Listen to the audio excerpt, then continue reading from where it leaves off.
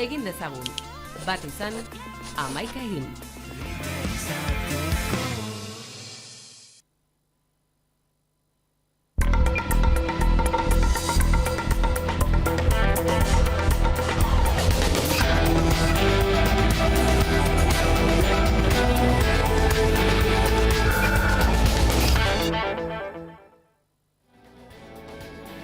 Gabon astelena da eta greba eguna izan dute gaur Osakidetzan, pandemiarekin lotutako gutxieneko zerbitzuak egunekoak badira. Ere lanuztearekin osasungintza publikoan hobekuntzak eskatu dizkiote Eusko Jaurlaritzari, iragan ostiralean lehen mailako arretako langilek egin zuten bezala. Grebaguna dute Osakidetzan inbertsio handiagoa eta baliabide zein langile gehiago eskatzeko. Greba historikotzat jo dute sindikatuek, naiz eta ez duten jarraipenari buruzko datu zehatzik eman. Grebaren jarraipena oso zabala izaten ari da aurrera. Bien bitartean Osakidetzaren arabera 9,36ko jarraipena izan du grebak goizeko txandan. Izan ere, sindikatuen ustez osasun sistema publikoaren etorkizuna dago jokoan. Lan baldintza duinik gabe ez baitago kalitatezko osasun arretarik. Bada lanuzteak egin dituzte Eusko Jaurlaritzari hobekuntzak exigitzeko osasun publikoan eta ezarritako murrizketak bertan behera usteko. Gero eta murrizketa gehiago daukagu Osakidetzan, langileen lan baldintzetan eta bestetik biztanle jasotzen dituzten zerbitzuetan. Hala nola etengabeko arretako gunearen itxiera edo osasun zentroetako ordutegien murrizketak. Halaber, sindikatuek salatu dute lakuak ez diela jaramonik egin euren aldarrikapenei. Eta adostutakoa ez betetzea leporatu diete osasun sailari eta Osakidetzako zuzendaritzari. Uztailean sinatu baitzuten garapen profesionala berreskuratzeko akordioa eta oraindik ez diote kaziorik egin. Horregatik mahai sektorialekiko errespetua eskatu dute. Eta sinatutako akordioak betetzea eta benetazko negoziazioa egitea, hori eskatzen diogu Osakidetzako zuzendaritzari eta Gotzonez Sagarduei. Larunbatean gainera osasungintza publikoaren alde martxa jendetsuak egin zituzten Bilbon, Donostian eta Gasteizen. Horrez gain, ostiralean lehen mailako arretako langileek greba egin zuten. Eta protestetan Osakidetzako langileen aldarrikapenekin bat egin dute gizarte eragileek, besteak beste pentsiodunen mugimenduak. Bada lanuztez gabiltzala, Amazonek azpi kontratatutako iBox Last Mile paketeria banatzeko enpresako langileek ere greba eguna izan dute gaurkoa, horreko astelenean egin zuten bezala. Hortaz aritzeko Aritz Tegitu labeko kidea izan da gurean eta alaxe deskribatu egin du egoera. Enpresaren gandik jaso dugun erantzuna, gure aldarrikapen guztiei ezeskoa izan da. Guk argi ikusten genuen kaleratutako langilea berron hartzea ezinbesteko baldintza zela greba bertan bera utzi ahal izateko eta enpresak argi erakutsi digu ezetxe hartu duen erabakia bertan mantenduko duela eta ez duela kaleratutako langilea berron hartuko. Beraz, negoziaketak etenda daude eta ikusten dugu ez dagoela jarrera aldeketarik Amazonen subkontrata enpresa honen partetik. Izan ere, argi du errepresioaren bidearekin jarraituko duela eta beraz ez duela aldaketarik emango bide horretan. Bestetik, jada zehaztu dute Araban, non jarriko dituzten Ekiolaren eguzki parkeak Agurain, Amurrio, Arraia Maestu, Kuartango eta Zigoitien erekiko dira balio txikiko lurretan. Foru Aldundiak, Eusko Jaurlaritzak eta Mondragon taldeak 5 parke fotovoltaiko sustatuko dituzte Arabako kuadriletan. Helburua da ekimen publiko-pribatuaren bidez energia berriztagarria sortzeko proiektuak bultzatzea. Energia Arabako Foru Aldundiaren sozietate publikoak eta Ekiola egitasmoak bultzatu dituzte Arabako proiektuak. Kasu honetan ere bai 0 kilometroko energia bat izango da. Energia sortu, kudeatu, gertutikan eta gure hurbilen dauden eremuetan. Agurain, Amurrio, Maestu, Kuartango eta Zigoiteko udalerrietan eraikiko dituzte azpiegitura fotovoltaikoak eta dagoeneko zehaztu dute zer lurretan jarriko dituzten eguzki panelak. Arduradunek adierazeute erabilgarri dauden lursaiek hektarea bateko azalera hartuko dutela. Lurzoru antropizatuak direla balio txikikoak eta berreskuratu egiten direla erabilera hori emateko. Lautada Aguraingo lurretan jarriko dira plakak eta 3 megabateraino instalatzeko aukera emango du. Gorbeialdekoa Zigoitean ezarriko da, proiektu aurreratuenetako bada eta 2,25 megabaterainokoa. Aiaraldean eraikiko den azpiegitura ostera Amurrion izango da eta 1,7 megabateraino instalatzeko modua izango da hor. Añanako parkea Kuartangon eraikiko da eta 1,2 megabateraino instalatzeko aukera eskainiko du. Mendialdeko parkeak berriz Arraia Maeztukoak 1,5 megabateraino instalatzekoa. Datozen hilabeteetan hasiko dituzte administrazio lanak, proiektu bakoitzari dagokin lursaila lotzean. Albiste hona da, esaten nuen, kokapena badugu, eta orain tokatzen zaiguia herritarrei aurkeztea hau egia dela, hau posible dela, eta martxan ari garela. Eta tarte horretan, herritarrei proiektuaren inguruko informazioa emateaz gain, bazkideak lortzeko kanpaina ere egingo dute. Ingurumenaz gabiltzara gainera, Jaurlaritzak hondakinen kudeaketari buruzko 2020ko datuak eman berri ditu. 2018tik 1,1 puntu jaitsi da birziklatze tasa, errausketak gora egin du eta Euskal Herrian Gipuzkoan dago birziklatze tasarik handiena. Une oro hondakinak sortu bai, baina horiek nola kudeatzen ditugu?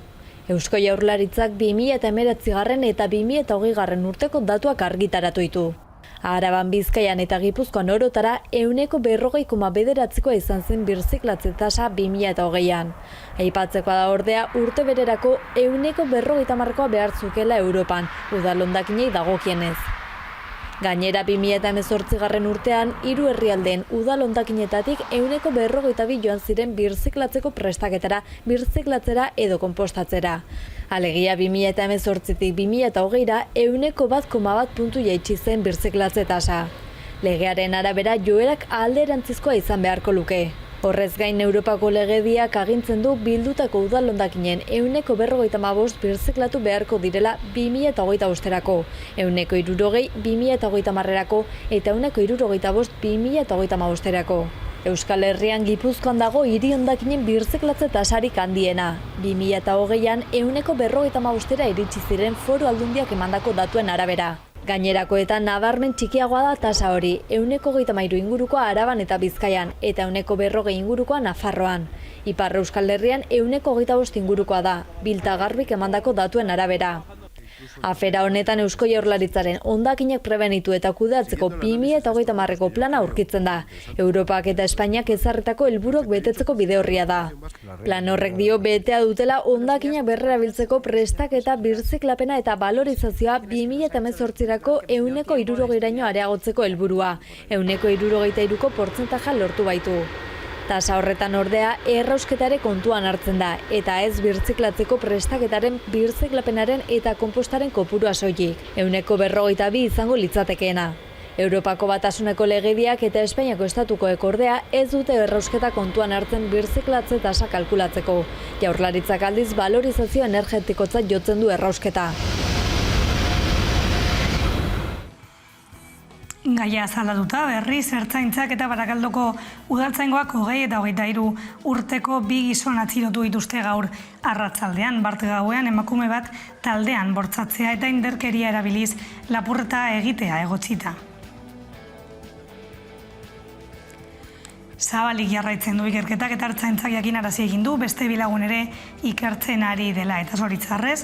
Indarkeria matxistaz gabiltzan honetan, astelen honetan hasi da Gasteizen egindako krimen matxista bikoitzaren epaiketa Arabako probintzia auzitegian. Fiskaltzak 50 urteko kartzela zigorra eskatu du akusatuarentzat. Eta honen arira emakumeen nazioarteko eguneko aurtengo kanpaina aurkeztu berri dute.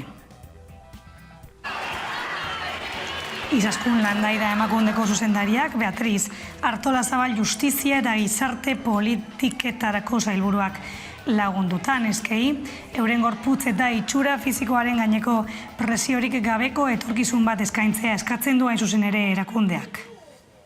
Martxoaren 8ko emakumeen nazioarteko eguneko kanpaina aurkeztu du Emakundek Gasteizen.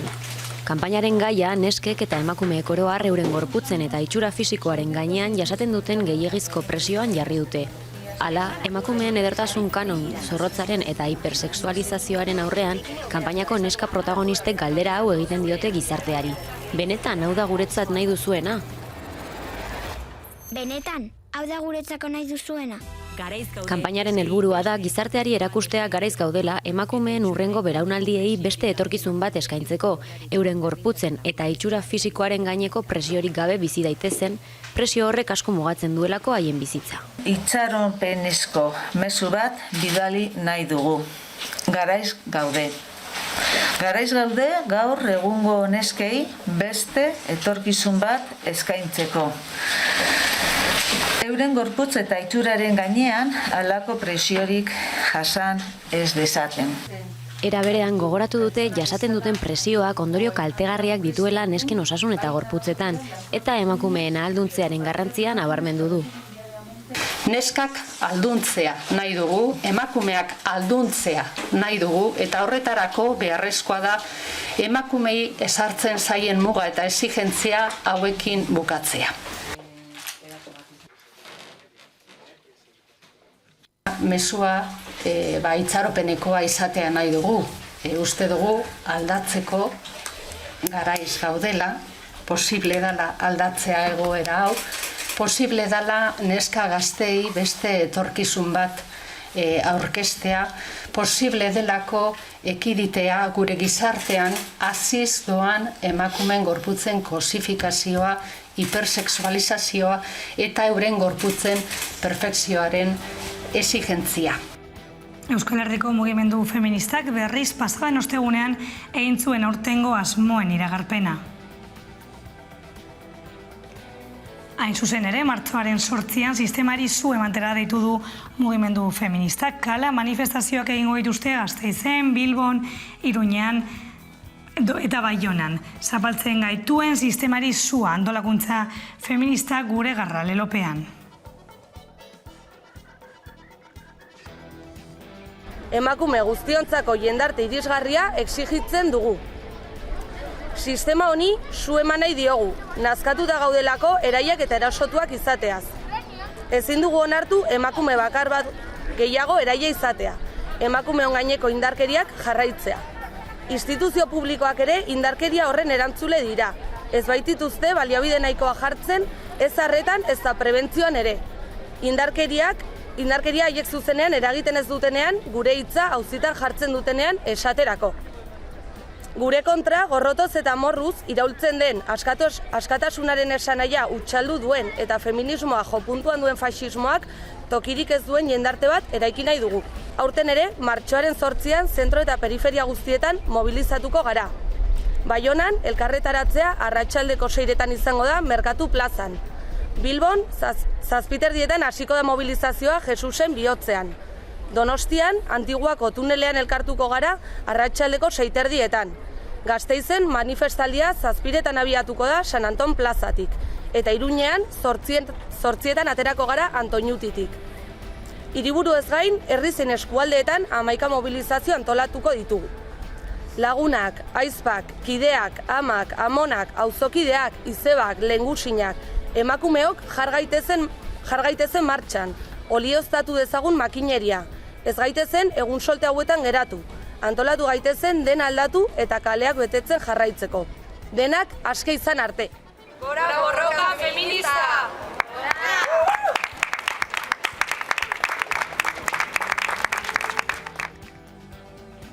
Eta kultura arloan gaur hasi da zinegoak LGTBI plus sinema eta arte eszenikoen Bilboko jaialdia. Ikus dezagun jarraian informazioa sakonean. Ni nahi dudana izango naiz. Nahi dudana izango naiz. Ni naizena naiz. Con diversidad, con libertad. Libre. Zinegoak Bilboko zine eta arte eszenikoen LGTBI jaialdia da. Aurten aldarrikatu gure duguna da, inposatutako etiketarik gabe bizi nahi dugula. Askotan bizitzan ipintzen dozkuez etiketak, gizarteak berak inposatzen dizkigutenak, eta guk uste dugu etiketa horiek nahi badugu gainetik kendu alditugula, guk gureak sortu alditugula, eurekin jolastu, esperimentatu, berriak asmatu, eta nahi duenak behintzat etiketarik izan, horiek hartu eta ozen aldarrikatzea. Orduan aurtengo kartela ildo horretatik egin dugu, hainbat hitz berreskuratu dugu euskeraz, Euskal Herri osoan erabili izan direnak, soropila, lumatza, kapasa, guk ere beste esanahi bat eman diegu eta 4 haizetara zabaldu dugu. Etiketa guzti horien bilaketan, gaurtengo orezko sari Albertina Karri izango da, ze Albertina Karrik filmografian edo bere zinean bilaketa hori egiten du, bere pertsonaien bidez, eta berak sexu karga handia dauzkan pelikulak egiten ditu, urteak daramazki laburmetraiak eta luzemetraiak egiten. Zorionez aurten zinegoak aurrez aurre antolatzeko aukera izango dugu, igaz lortu genuen osta-osta, baina ez genuen gonbidaturik izan nazioartetik, aurten bai, Marenek esan duen bezala Albertina Karri izango dugu, baina beste asko bai etorriko dira, zinegoak proiekzio bat baino gehiago da, topagune bat da, jendearekin elkartzeko, saretzeko, realidade berriak ezagutzeko, begirada zabaltzeko, eta uste dugu aurton otsailaren 28-tik martxoaren 7-ra hori egiteko aukera izango dugula, eta beraz oso pozik gaude. Nik uste aurtengo edizioan aipatzekoa dela, nobedade bezala laburmetraietan 2 atal berri sortu ditugula, maitasun poliedroak eta trantsizioak, ez? Eta, lehen urteetan bezala edukiko ditugu emakume zuzendariak osatzen duten laburmetraien atala, eta baita haurtzaroa eta nerabezaro transak jorratzen dituzten laburmetraiak ere bai. Orduan hori, Fik, Dok eta Krak, horiek guztiak egongo dira Golema Alondiga zinemetan, eta gero badira gai bi batez be gure programazioan askotan agertuko direnak. Bata da apur bat, euren sexualitatea askatasunez bizitzeagatik edo horren saiakera egiteagatik jasarpena jaso duten edo represioa jaso duten personen istorioak munduko hainbat herrialdetan, baita gurean ere, hori alde batetik, eta gero GIF virusarena, ezta? 40 urte bete dira GIF virusa agertu zenetik, eta justo gainera gu orain beste pandemia baten erdian egonda, iruditzen zitzaigun ere oso importantea, gai hori lantzea, ondino ere estigma sozial handia badagoelako gai honen inguruan edo gizarteak badaukalako, ez? Eta orduan beharrezkoa ikusten dugu bebai, gure kasuan zine eta kulturaren bidez gai hau lantzea.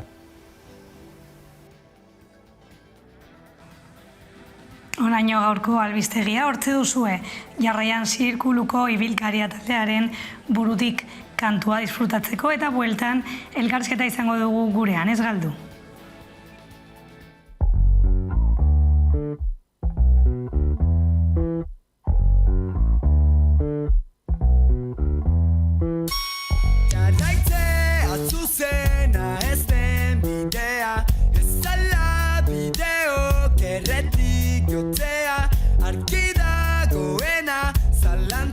Jartzean, ez saltzaizu joango denbora baldea.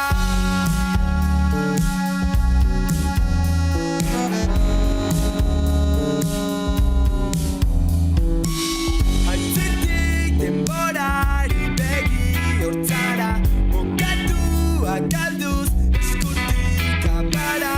Autua ez da gizunera zarra, bihotza ote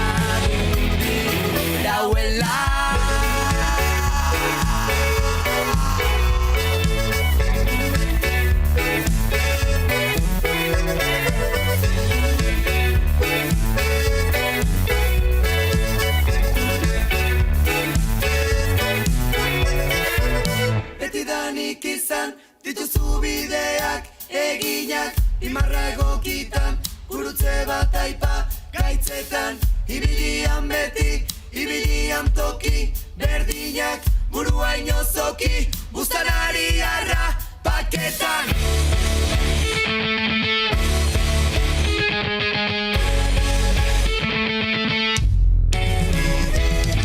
Betiranik izan, dituzu bideak, eginak, imarra egokitan, gurutze bat aiba, gaitzetan, nirian berdi, nirian toki, berdinak. Zorian izango da, baiotzaren eskua ikuz, ezaguna, urteurari urteun, deritzaiolako, egileak ez ezagut barriau. Beste behin duzu bide gurutzean, zalantzak aukera emanen artean, urte eman jatu tartean, zirkulua bengoz azteko bestean.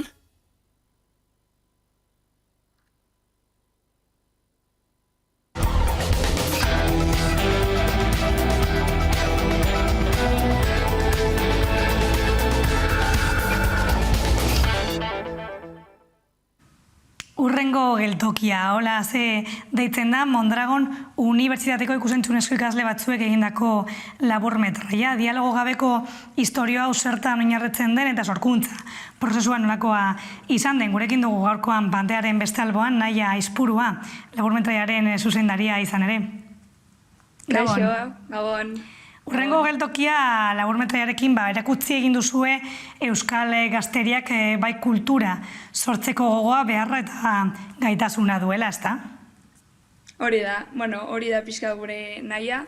Egia da, unibertsitatean sortzen den proiektua dela, baina saiatu garela pixkat hemendik aurrera lan hau erakusten, jendeari erakusten eta kultura gazteok ere egin dezakegula erakusten ere. Dialogo gabeko historio bat da, esan bezala. Arriskurik suposatzen du horrelako eduki bat sortzeak sentimenduak edo transmititzeko adibidez? Bai, egia da, gidoia idatzen nuanean, pixka beldurra eman ziala, ze enakian oso ondo nola alko luketen espresatu aktoreek nik idatzitako hori, ez? Zen nere buruan oso arginekan, baina gero pentsatu nun, eta gero nola erakutsi hau, ez? Aktorek kriston lana inbiar izan zuten eta intzuten. Baina egia da, etorkizunera begira guretzat oso onuragarria izan dela, ze hizkuntza ez dagoenez, ez dagoenez hizkuntza konkreturik munduan ziar erakutsi ahal izan dugu eta edonork ikus dezake. Begiraden arteko hizkuntza hori aipatu egin duzue askotan, zer nolako prestaketa edo lanketa egin behar izan duzue ikuslek hori ulertu edo sentitu ahal izateko? Nik uste dut, lantalde osoak oso argi genekara zer zan erakutsi nahi genuna, ez? Eta zer nahi genuen kontaktu historio honekin. Eta gero esan deten bezala, aktorekin lanketa handi bat behar izan genuen, ondo hitz egin beraiekin, espresatu nahi genuen dana azaldu beraiei, eta gero beraiek oso ondo ulertu zuten zer nahi genuen. Eta nik uste dut, laburmetraiaren emaitza ikusita argi azaltzen dana hori, esplikatu nahi genuen guzti hori. Guztioke pixkat gokatzeko nahia zein da urrengo geltokiaren hildoa, nondik doa historia? Historia da, protagonista Pau deitzen da ez, eta da mutil bat dagoena bere egunerokotasunean murgilduta. Eta bere egunak danak dia igualak. Eta pasatzen zaio egun baten zerbait, gertakizun bat, ez detela spoiler handirik egin nahi, baina gertakizun bat eta hori eta gero pixketa aldatzen da bere bizitza eta berak erabakitzen du beste bide bat hartzea bere egunerokotasun horretatik ateratzeko. Da pixkat kritika txiki bat gaur egun dakagun monotonia horri eta are gehiago pandemia garaian sartu geran monotonia honetan. Ze igual egun guztiak berdinak ematen dituzte, orduan pixkat kritika bat horri ere. Pandemia aipatu egin duzuela, pandemian egon gara 2 urte eta piku, ezakit ondino pandemia deitu alde diogun edo ez. Honek ere ikusentzunezko proiektuei edo modu batean edo bestean kalte eragin di, ezta? Bai, nik uste danoi indigula kalte edozein sektorei eta guri nola ez ikusentzunezkoetan bastante notau dugu. Egia da guri justo tokatu zitzaigula pandemia garaian, grabatzerako orduan, ez etxean gaudenian noski beranduago, baina bueno, azken finean zailtasunak ere euki genitxun. Eta bahal izan dugu aurregin, ez? Zailtasun horiei, eutxi eta jakin pandemia garaian ere halako gauzak inaldiala eta indiala, naiz eta zailtasunekin. Gipuzkoako Foru Aldundiak martxan duen edo gazteak auzolanean programari esker sortu zenuten laburmetraia. Zuen ustez laguntza nahiko daude horrelako proiektuak edo bultzatzeko? Gu proiektua unibertsitatean sortu genuen esan deten bezala, eta gero beranduago edapenerako eman ziguten laguntza hau.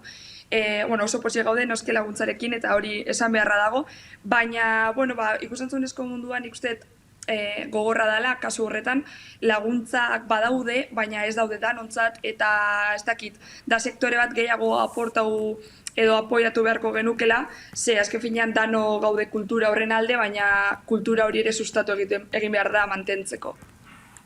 Eta diru laguntzei dagokienez, jendeak edo gizarteak horrelako proiektuak babesten edo bultzatzen dituzte, hau da, orokorrean crowdfunding moduko dinamiken bidez, adibidez?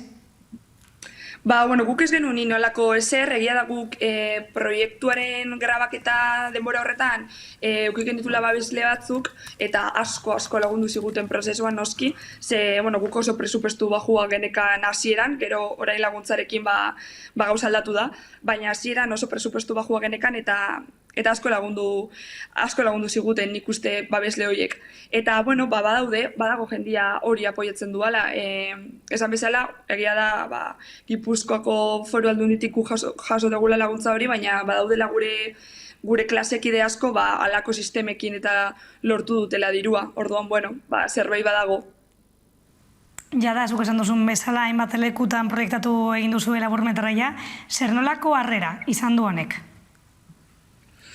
Ona, nik uste posi gaude, egia da bi tokitan bakarrik proiektatu dugula, 3 baina bat esan publikoa izan, orain laugarren bat eman behar dugu eta posi gaude, azken finean egia da gerturatzen den jendea, gure ezagunak direla, inguruko jendea, eta nik hemendikan bultzatzen den jendea animatzera halako proiektuak ere ikus dezaten zinera jutia eta ezain beste pelikula ohikoak eta ze proiektu txikiak ere apoiatu behar dira eta laguntza behar dugu. Orduan hemendikan nire gomendioa halako pelikulak eta ikustera juteko. Eta jaialdiak edo eta zentroak edo erraztasunak ematen dituzte edukiak proiektatzeko edo etzarete saiatu hortik zabaltzen, konde guzu prozesu hori zer nolakoa izan den?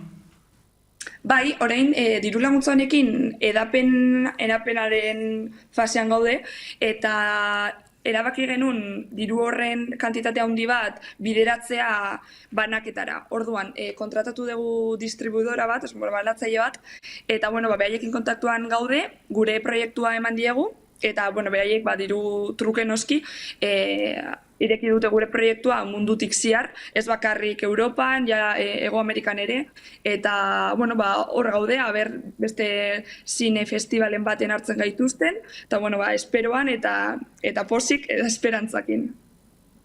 Nola dago naia egungo egoera gazte edo nola ikusten duzu ezuek behintzat, gazte sortzailei dagokienez?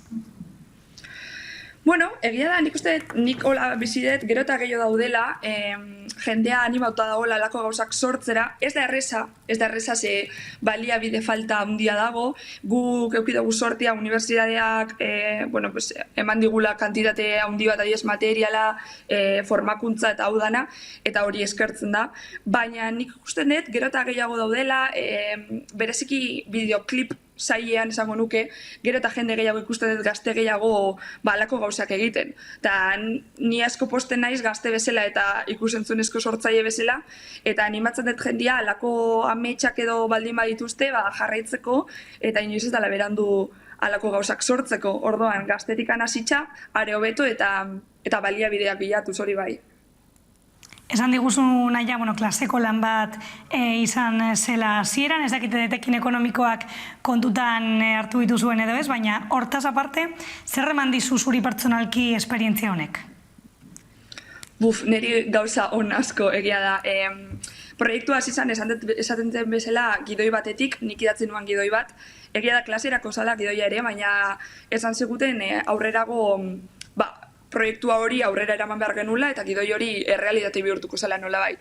Eta oso desberdina da paperian historia bat idatzi, eta gero derrepente pantalla handi baten ikustea zinean, ez? Niretzat izan da, pertsona bezala nik uste asko hasi naizela, taldean oso ondo indegu lan, danek laguna gera, klasekidea gera, eta igartzen da rollo hori. Eta niretzat izan da kriston esperientzia, eta nik uste profesionalki ere asko aportau ditela. Así que oso posik, egia esan da.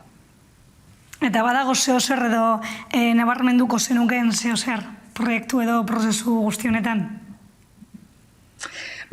Nik uste grabaketa astea izan zen gauza bat ez gaudela ohituta, mazkena izan zelako proiektu profesional bat, errealitatea. Nik uste ematen zian sentsazioa lanean egongo nintza bezala eta ez hainbeste unibertsitateko karrera batian. Ikuste profesionaltasun horretara bultzatu gaituela proiektu honek, bai ni eta bai nire taldekideak, eta indegula lan aktore profesionalekin, material profesional batekin, eta gero ikuidegula horreintxe laguntza ekonomiko handi bat, orduan dana izan da oso erreala. Nik uste hori da gehien nabarmenduko nukeena. Eta hemendik aurrera, Naia, baituzu planak, zein izango dira horrengo pausuak, jarraitu ikasten, sartuko zara mundu profesional horretan, konta guzu zeintzuk direzen zure horrengo planak edo? Ez dakit, pixka galduta nago, egia da orain TFG-akin gaudela ja bukatzen, laugarren mailan, eta gustatuko litzaidake alde batetik ikasten jarraitzea, uste dut oraindik asko dakatela ikasteko, baina sentitzen dut ere gustatuko litzaidakela hankatxo bat sartzen lan munduan. Ez dakit konkretuki zertan, gauza ideia asko ditut buruan, egia da zuzendari papera asko gustatzen zaidala, eta gidoigintza ere bereziki, baina ez dakat ez zer argi, egia esan da ez dakit zer esan holan argi eta garbi. Baina, ikaste jarraitu nahiko nuke, nolabait, eta lanean hasi halko anintz, asko zobe. Eta amaitzeko, zer nolako mesua erarazako zenioke, pixkate, igual zu bezala galduta dauden gazte hoiei, baina sortzeko gogoa dituzten hoiei, zer nolako mesua eraraziko zenieke? Nik esperantza mesua bialduko nieke, nik uste gaur egun olako jarrera hartu behar dela olako proiektuen aurrian. Ni gazte naiz, oindio karreran nau, eta ez dakit ze pasako datorren urtean ere etorkizunean, baina oraintxe bertan indoten guztia kontuan hartuta, esango nieke ez hartzeko indarra, hartzeko gogoak eta ilusioarekin jarraitzeko haien ametsak. Inoiz ez da berandu, baliabideak aurkitu aldiala eta bereziki lantalde on bat aurkitzea, ze horrek asko laguntzen du. Mila esker Naia, besterik gabe gurekin gaur tarte hau konpartitzeagatik edo. Zuei, horrengo mugimendotara edo pausuetara egongo gara, Adi. Oso ondo, eskerrik asko. Mila esker, Gabon. Gabon. Eta zuek ez mugitu, orain solazaldiari irekiko diogu tartea, baina, bitartean, musika, kultura eta barrikusia izango duzue orain arte.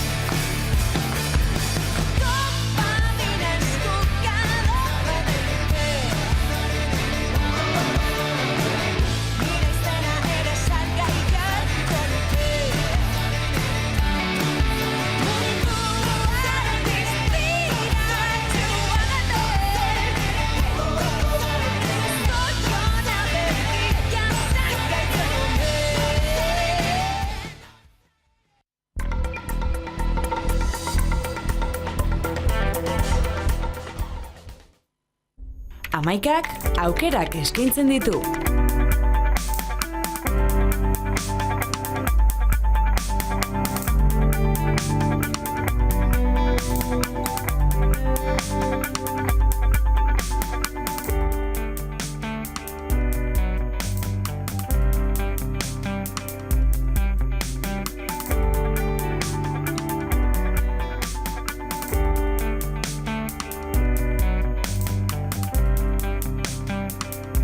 Eman aukera amaikari. Aukeran, amaika.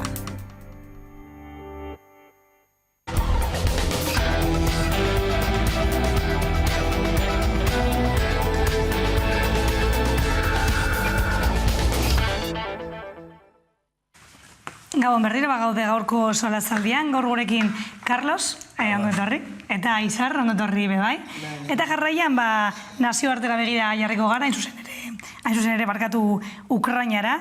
Gerra hasi zela postegun bete direnean, Ukrainiako eta Rusiako ordezkariek negoziazioak edo ekitea, espero da. Zuek, nola ikusi egin duzue bostegun eguneko bilakaera hau? Bueno, alde batetik igual esatea,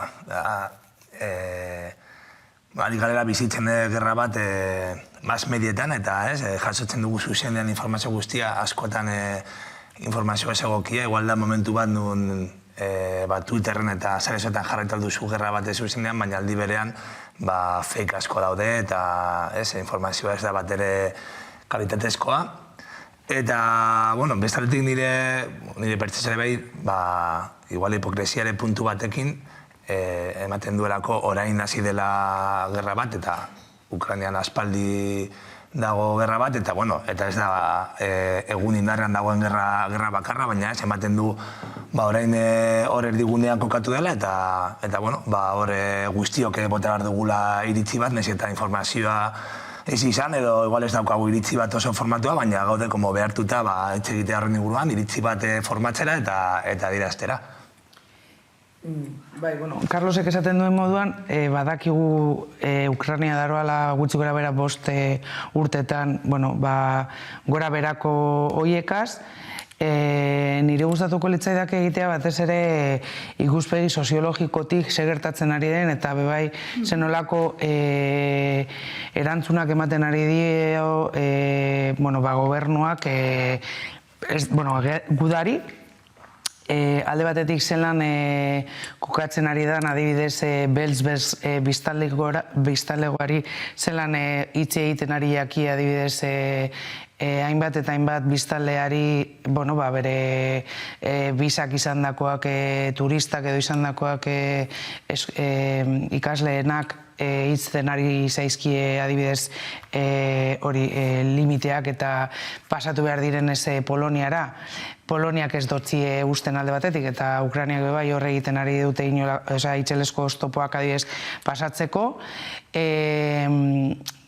Adibidez eure konsulatuak dauz bidaltzen jendea bertara jasotzeko pertsona hauek bere herrieldetara bueltatzeko. Ikusten ari nazelan, Ukraina esango edo deitzen dotzeguna da una granja de bebés. Gertatzen ari dan adibidez ama hauekaz, dauzela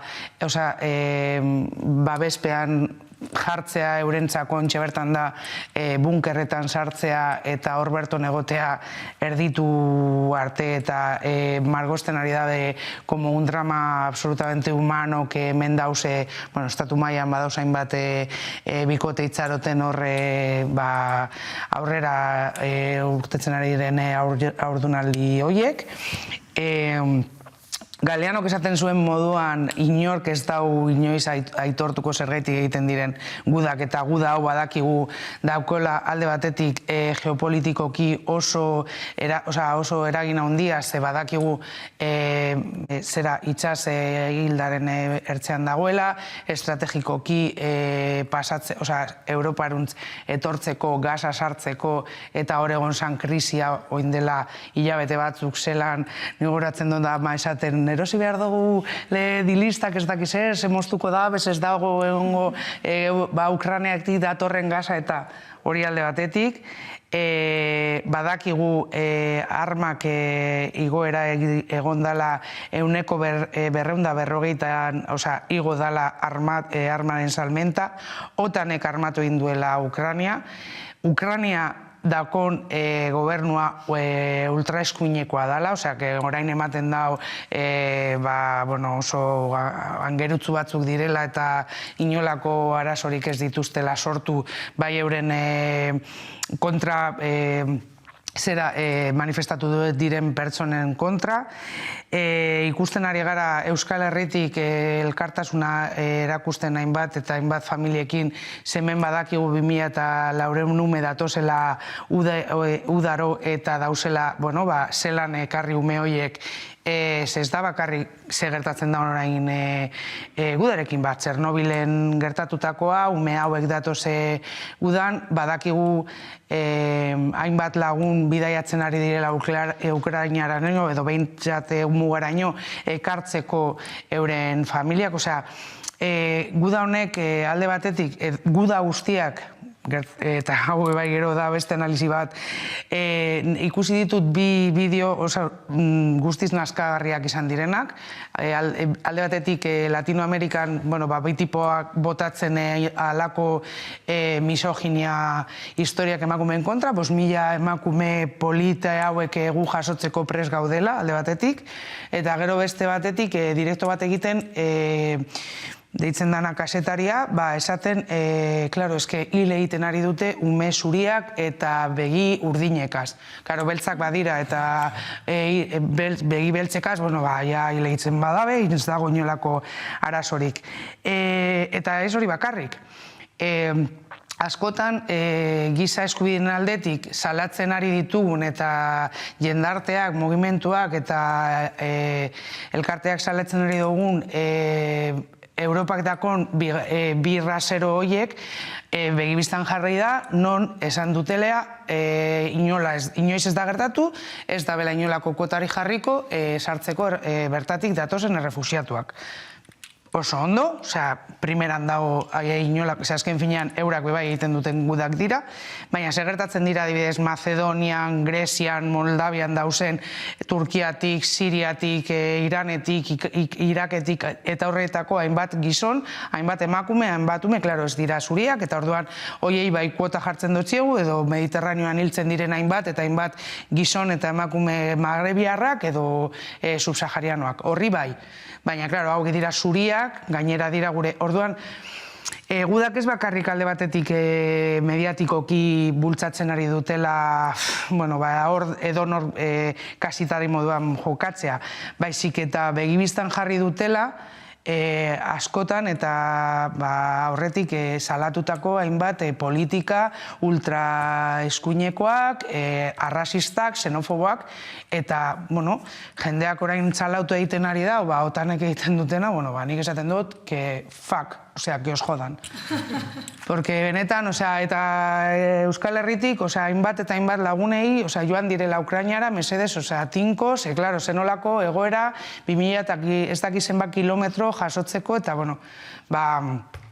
emozionatu egiten naz, bueltan nahi ditugu, porque ez da normala, 2022an hastea guda bat, bakarrik euren interesak aurrera eroteko, eta interesak bakarrak dira ekonomikoak. Ez daude bestelakorik, jendeak esaten duena, nik ez dut ulertzen hainbat ordu botatzea txolokeriak esaten, eta bilatzen aitzakiak bataren bestearen kontra zizke berdinak. Euren artean gorrotu egiten dira, eta bidaltzen dabe gure seme-alabak euren artean hiltzeko. Orduan, hori da... Hemen diren negoziazioetan edo itxaropena duzue? Gaur egon da lehenengo hori, junda horretik Ukrainako presidenteak esan du argi eta garbi ez duela konfiantzarik. Orduan, horrek, markatzen du pizkat, horren emaitza, nik uste dut ere Ukrainako kasuan, bai daude begiratzen estatu batuetara eta ez daude beraien ahotik hitz egiten, zera izan horretik deitu barko diotela niri galdetzeko aberzin den egin behar dutena. Eta, bueno, hori ere puntua nahiko eskasa da, baina nik bai daukate, planteatu diren terminoak edo horrela, eta dos egon da, izarrekin atzean daudela bestelako interesak, eta noski gaiet ekonomikoak dira, eta gerrak beti dira kapitalismoaren beste fase bat, imperialismoaren fasea, eta hor dago, eta gero atzean, nola ez, egon daitezke beste arazoak, aspaldi atorzela Ukrainaren kasuan, lurraldaren afearekin, identitatearekin, eta bar. Baina, nik uste dute bidea, nahi badute, badago plantamendu bat egingarria etetzeko gerra eta irten bide bat bilatzeko. Beste kontua da hori, telefonaren beste aldean dagoenak zer aginduko duen eta zein den bere interesa. Ez datorrela bat, Ukrainian dauden langileen interesarekin, ez da izango dira beste interes ekonomikoak orduan. Bueno, baina badago alde batetik dago biden, baina ez dugu ahaztu behar beste aldean Txina dagoela. Eta Txina esan dago, kontuz ibili, gu prest gaudela gure ejertzitoa mobilizatzeko. Hau ja ez da izango en plan hirugarren guda mundiala ni ja aspaldiko bertan murgilduta gaudela pentsatzen dodala ze guztiz ekonomikoa da. Baina bai gertatzen dela, bere momentuan, bigarren lehenengo guda edatu zan bakarrik Europa zati baten, bigarren guda kenduta Japonian gertatutakoa, bai gertatu zen Europan, baina, imaginau zenolako edapena izaten ari edo izango leuken Txinak sartzen bada en la contienda. Txinak egiten da horrela y nos manda medio mundo, edo al mundo entero. Guziko dugu, barrein nahi dut, baina, ez dakit, eta da murgiltzea eta bai egia da, eta beti, eta hau da, eurocentrismotik ikusten dana eta egiten dan analizia, nola beti jartzen dutzegun fokoa, Europan gertatzen diren hainbat gudei, non egunero munduan zehar badauz pilo bat konflikto zabalik, oindela 20-30 urte, hordeko guadidez adibe bat, Sahara, Palestina, eta inori ez jako importa, ze, klaro, azken finean direnak, eta berdin jakuz, baina daude hor. Eta batean gogoratzen gara, ez daki, baseo zer gertatzen da, baina guda baldin bada hemen Euskal Herriatean, ja orduan guztia gara ginen pandemian aditua, ginen zera vulkanologoa, gero ginen ez daki zer, eta orain gara Ukrainian aditua, baitu, ni ez dakit ezer Ukrainiari buruz, aitortu behar dut, baina badakit nortzuk. Hori da. Baina badakigu nortzuk, pizkatzu bat behiratzen baduzu, badakigu zeintzuk, edo zeinekin estatu mailan, estatu espainolaren mailan norekin egiten duten tratuak. Orduan ja, zeo zer, eurak ezagutu ezarren, ezaguten ditu hemen etxean alboan deko gusanak. Orduan ja, jartzen dutzu, sistema, pizka bat ikusten nondik nora doia zen gauzak eta zenolako interesat daukaten. Azken finean, Dios los junta y ellos se entienden, que... Zareak Masmedia eta komentago egin dugu, nola kontrolatu dezakegu olako egoera batean, horrelako jokaerak edo bai usuari sozialetan, bai Davidetan? Nik uste, justo orain nengoen ikusten zegoela kanal bat edo taldetxo bat pizka bat ekiritzen fake edo kontrasta esatera dira bideo asko zaharrak eta nasuta. Nik uste norberak egin behar da jarraitu kalitatezko medioren bat, adibidez Hamaika moduan eta informatu hemen hori azteko. Eta gero, hori dira esaten dut, guardian nengoelako ere bai telebistan kate bat, tertuleneo batzuei entzuten, hori boikota, Rusiari eta esaten dut, boikota Rusiari eta Israeli ez diogo egiten boikota. Eta gainera zen, estatu espainolako tertulialako tertulia eta nik pentsatzen dut, baina hauek mugitzen dira bere realdetik, hauek jundira Costa del Solera eta ikusi zein bat oligarka ruso daude hor bizitzen, porque benetan osa daude... Eta garbitzen diru, A ber, mesedez, orduan nik ez dut lehenengo jarraitzea, nik egia esan ere aitortu behar dut ez dudala gaia menperatzen eta ez dut kontrolatzen dudan bakarra jarretuan da izan da Donbaseko afera, hori azken urtetan, baina egia da orain ja ulertzen dudala pizkat gehiago edo saiatzen nahi ulertzen gehiago hori, baina nik uste dute egin dugun guztiak, jarraitzea medio egokiak, eta gero, orain ari dira antolatzen hitzaldi batzuk gaiaren inguruan, igual da, momentu bat, zoritxarrez ez, dagoenean olako konflikto bat, ezagutzen dugu gehiago Siriaren egoera, Palestinaren egoera, eta kasu honetan, Donbass eta Krimean gertatu zena, eta zein den egoera.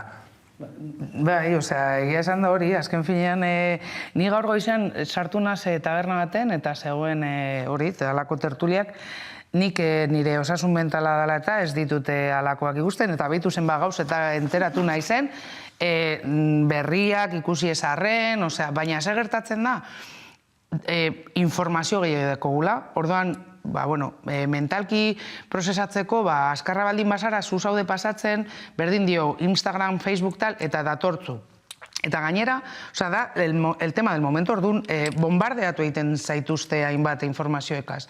Ni honek, bideoak edo ikusten titularra edo zer, eta ikusten dituzu, eta batez ere niri, azken finean hori, saiatzen, gudaren arrazoiak analizatzea, da, niretzako dira betikoak. Baina bai, gainera, Ukraniak dekon hori, ezaugarrien aldetik, zen olako, ni flipatu dut, jende beltzari ez dotziela usten, pasatzen Poloniara euren bizitzak babesteko eta gero, da hainbat, baina zen olako krudeltasuna izaten ari ditugu, edo izaten du, ja ez dira dinote, gobernuek. Azken finen gobernuak, badira direnak, baina badauz pertsona batzuk. Eta poliziak, ez, hor dauz, baina pentsatzen nun pertsonak dira, baina pasatzerakoan esaten dute, baina nik aginduak jasotzen ditut, eta ez ditut uko egiten horri. Baina bai pertsona, zuk ez ematen dozu adibidez hori pertsona beltza dala, eta ja ez dala Ukraniarra adibidez. Eta da betikoa. Arrasakeria, xenofobia, estereotipoak, privilegioak, eta, bai, salbau behar dozuz, baina salbau beharko dituzu guztiak. Edo saiatu behintzak guztia salbatzen. Ez, selekzioa egiten. Eta gudek hori erakusten da behienetan. Horrelako egin amaitzeko aldaketa sakona egin beharko genuke bai sisteman, ezta? Bai, lehen esan dudan, nik uste ekonomiak, sistema ekonomiko gerrak, badira sistema ekonomiko honen baliabide bat.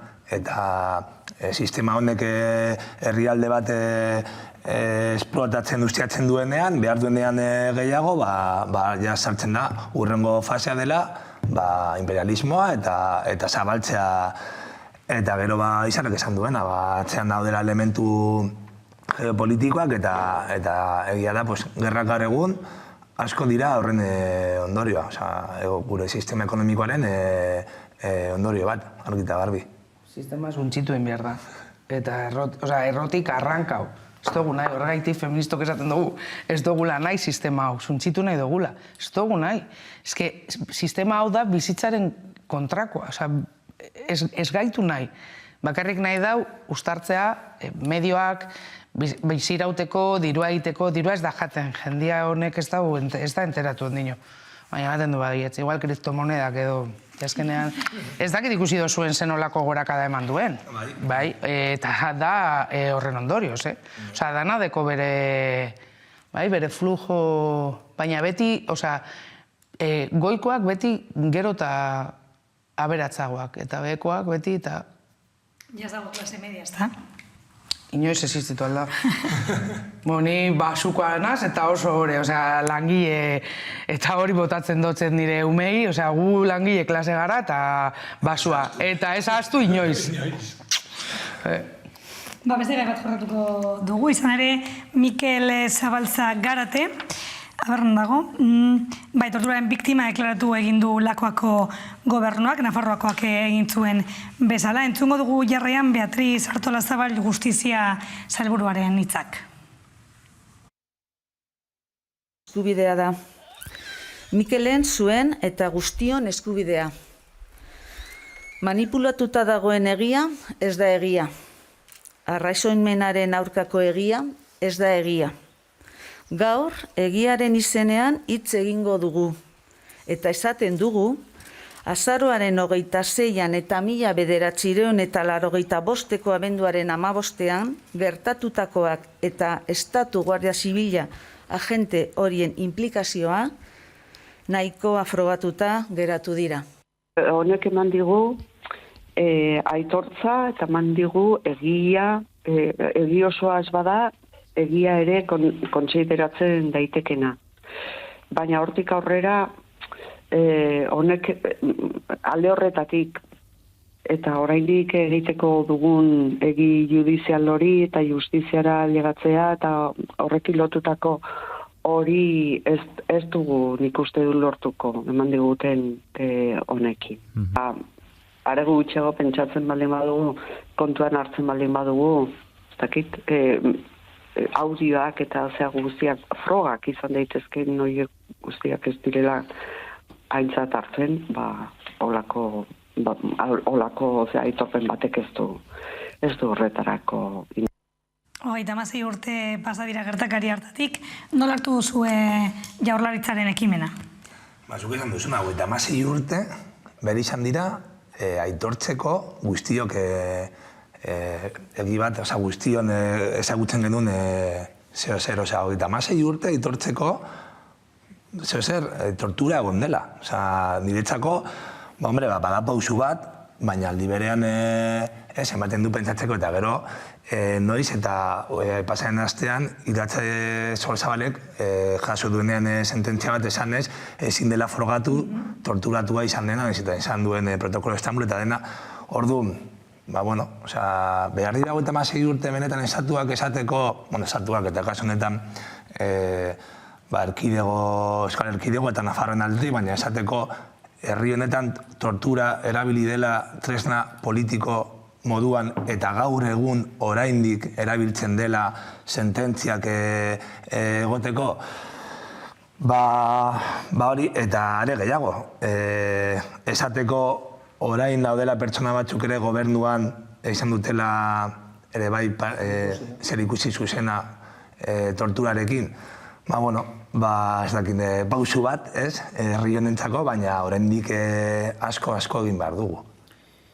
Nik uste dut alde batetik aurrepausu bat dela, beti herri honek eskatu izan dauan zeo zer esateko, guk egietan ginela eta familia egian negoala, eta hau ez dela gu sortzen dugun zeo zer jartzeko gure kontra edo gu jartzeko poliziaren kontra eta bere eginkizunen kontra.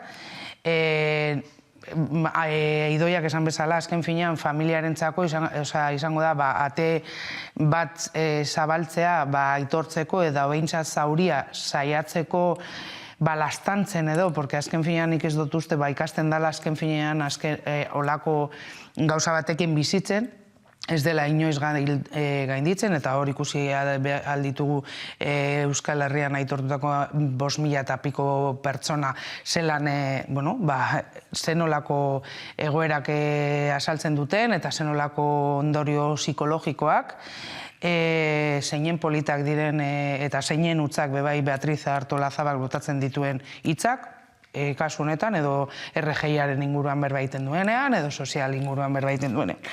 Niri eskemakume hau ez zait bat ere gustatzen, sentitzen dut, baina bebai galdetuko nioke ertzaintza denean torturatzen duenak, alakoak edo hil egiten dituenak adibidez Kabakas modan, bebai aitortu egingo badute eta pasatuta 20 piko bat urte. Igual Fina eta Aitatxo, ez dugu horatzen Manu, hiltzen direnean beste familiak jasoko dugu bere aitormena eta bere barkamena. Ez dut ulertzen hainbat gauza, eta azken finean dira eurak sortutako estrategiak, tresnak gure herria zapaltzeko eta menperatzen saiatzeko, eta gero aitortzen dute alako deklarazioekaz, niretzako dira, hitzak eta eroaten ditu haizeak eta ez dute zertarako balio. Ez dut uste familiarentzako izan direnik, osea, behintzat euren gandik etorri eta etorri beharko lirateke, azken finean, tortura egin duten pertsonen aldetik ez da inoiz gertatuko, edo behintzat barrualdiko ministerioen aldetik non dago, menpekotasun hori Guardia Zibilak dakon, orduan, pues bueno, aspaldi ezagutzen dugu zelan jokatzen da ben eta badakigu. Baina gertatu behar izana beti moduan azken finean lortu behar izatea edo lortzea edo egiagatzea Estrasburgora eta hainbat kondena emotea Estatu Espainolari esaten behitu. Ez dira bermatu pertsona hauen eskubideak, torturak eta gertatuko da iratzeri gertatu da moduan. Helduko da, baina zenbat urte. Porque, gaude saiatzen, bake prozesu bat aurrera eroatea, atxeruntzaiz joatea, eta 24 urteko kondena jartzea, zenolako mesede egiten du horrek gure herri moduan gure bake prozesuari, inolakoa. Ez que, ikusten dugu Europa mailan, edo zein talde, konflikto baten egonda, eserien da, parte hartu dabe, gobernuek, Estatu Espainolak, uko iten dutze, edo zeri. Hori bai gero argelera doiez, pribatuki egitera, baina ez publikoki. Ze publikoan azkenean, beti jarri behar dugu, ardura dutenek eta beti gara garenok. Eurak kontra dauzenak, edo bere sistema ez dutena nahi, edo bere, Eta nola datu genezake guzti hau? Nik esan gonduk, lehenengo eta behin, endiruiztez, pasatu behar badira 26 urte, herri dinamika potente bat egon behar bada, dokumentalak, familia egon behar da borrokatzen, gainera atera den moduan, desaiatu dira familia iziltzen, diruarekin, niretzako hori ja ez da justizia. Justizia, edo horrek esan nahi du, gure sistema demokratiko honen egoera oso, ez dakit nola esan. Bai, eta demokrazia batean hau egon behar zen ja, aitortuta estatutik, zuzenean. Hori izango zen justizia gotea, azkarra izatea, reparazioa gotea, aitortzea eta esatea, ez da berriro gertatuko. Baina holan gertatzen bada, ibiler bagara holan, ja ez da justizia, ja da, irabazpen bat, baina familiaren irabazpen bat, herri momenaren irabazpen bat, eta egon behar bagara, kasuz kasu, holako lanketa bat egiten, aldatu barko zen, nik uste dute badela momentua izarrek esan duena, aitortzeko hemen egon dela konflikto politiko bat, eta konflikto horretan, estatuak erabili ditue, berezko egon diren tresna asko, eta tortura izan da bat. Eta horren atzean egon dira pertsona batzuk. Egon da, politikoak egon dira, poliziak egon dira, medikoak egon dira, egon da, sistemaren eslaboi asko egon dira hor sartuta. Ez dakit hori den sistematikoa edo ez, baina egon da, eta erabili tresna moduan. Eta bada momentuan esateko, Euskal Herrian gehienak badakigu holan izan dela. Orduan ez dugu ezer berria entzungo. Gaur entzuten dugu Arturo Zabal anderari eta irurok ez gara geratu bagenekien. Ondo, bada momentua egiteko torpen bat eta aurrera egiteko. Eta gauzak beste era batean egiteko, benetan nahi badute gauzak behintzat normalizatu ez nauke erabiliko baizik eta saiatzen beste prisma bat emoten. Ez dute nahi. Hainbat herrialdeetan gertatu da eta aitortu dute gobernuak egia da. Gu txartu egin dugu, badakigu, zezgenekien edo erabili ditugu edo ez dakiz zer. Baina Estatu Espainolak, eta nik ez dut uste, inoiz esango duenik nordan senyorekiz eta hemen jantzuten arazoa, Barrio Nueva, bestea eta bestea, baina badakigu nor zegoen hor gainean. Eta jende guztiak daki, baina, urtengo da como los papeles del CSIC, edo orain hori emeritua dagoela, zelan ditzen da, Emiratos Árabes, eta orduan urtetzen ari dira manteak por doquier, porque ya ezin dute salatu, igual baten, igual 20 urtetan zabaltzen da hori, la caja de Pandora, eta ateratzen ditu. Eta gu jakingo, ze jakinda da badaki norden. Eta esan da, eta medioetan esan da. Baina medio hauek isildu egin dira. Edo isildu dute, hobeto esan da. Orduan, Ez du balio, ni ados guztiz, osea, zuk aitortzen badozu, nik zu zehosara egiten bazaitut, eta orduan, barkamena eskaten badotzut, beste gauza bat da, baina ni zu etorri behar zara esaten, gizar behitu eskein dida, ez da berdina. Ez hori da, orduan ez da berdina. Eta gizarteari begira, ja gaiarekin edo solasaldiarekin amaitzeko, zuk esan duzu, gehienok bagenekiela hori, baina ez guztiak. Zuek uste duzu horrelako ekimenak edo horrelako hitzak entzun edo ikustean gizarteak aldatzen duela bere ikuspegia edo gaiari dagokionez? Beti da, nik uste aitortza bat instituzionala egiten denean, baduela bere eragina. Ez dakit nola sandolartean eurtu, Instituto Euskal Herrian, beti izaten dut, jendartea doala politikan gertatzen da baino askoz aurrerago. Uste dute, galdetzen baduzu Euskal Herrian, ni gauzoan galdetzen baduzu, eta jendeak badaki poliziak zer egiten duen, eta zer egin duen, eta inorez da inozoa, eta badakite zertarako torri da Onda Guardia Zibila, eta zein zen bere papera. Eta uste hori dela Vox Populi, eta egia da, entzuten baduzu bardun politiko baten ahotik, igual reafirmatzen duzu. Egia da, ez dutela esan behar den moduan, beti erabiltzen duzela eufemismoak. Baina, bai laguntzen du igual, errelatoa beste modu batean eraikitzeko. Ez dakit, nik uste zorionez, Euskal Herrian jendeak badaki zer gertatu den, jendeak badauka iritzi bat, egia da, bakoitzak ere badauka bere leku politikoa, eta jendeak ez dakit, jendearen txat, ja, aspaldi egon beharko zen, olako errelato bat multivision mai gainean, eta esatea sartuak, erabili dugu, aldi izan dugun guztia, lehenesteko proiektu politikoa zela, gure proiektu politika, eta hor, erabili dugu, estatuan geneukan tresna guztiak. Eta uste dute zela izango ere dinot, osea... Baina, esatea proiektu politikoa, despolitikoa edo zala. A ber, nik uste dut, alde batetik bai gizarteak, Carlosak esaten duen moduan, guztize aurrera goiazela hainbat eta hainbat arlotan, eta igertzen da adibidez presoei zelan egin duen gora presoarekiko ekimenak, babesak bebai, azken finean aurretik egozan partido batzuk, non inoizen zan pentsatu al babesa emango, eta adibidez hori egiten danean deklarazio bat edo alako ingo dala manifestaldia, apoiatu eta babestu egiten dute manifestaldia, behar bada igual gero bere boskaleak ez doiez, baina hor, eta hori, oindela urte batzuk, pentsaizina zen adibidez politikoki. Orduan alde horretatik nik uste dut, baietze hori, finkatu egiten dutela, alako deklarazioak baietza dagoela, eta gu ez hau da emakume gertatzen jakoen moduen. Ez gaude soratuta, ez da zeo zer inventa egiten dugula, ez? Baizik eta frogatu aldela, hainbat alditan gelditu dela, sistematikoki gertatu dela gure, batez ere gure gazteei, zuzendutako torturak izan dira, zertarako gure herria isiltzeko eta menperatzen saiatzeko.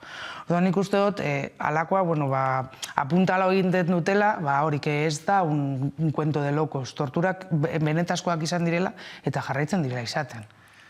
Oraino ez dugu denbora jarraitzeko, mila esker beste bengorekin egoteagatik, eta zuek gogoratu bihar hemen egongo garela berriro, gaueko 9:00 laurden gutxitan eguneko gakoak aztertzeko. Mila esker eta gabon.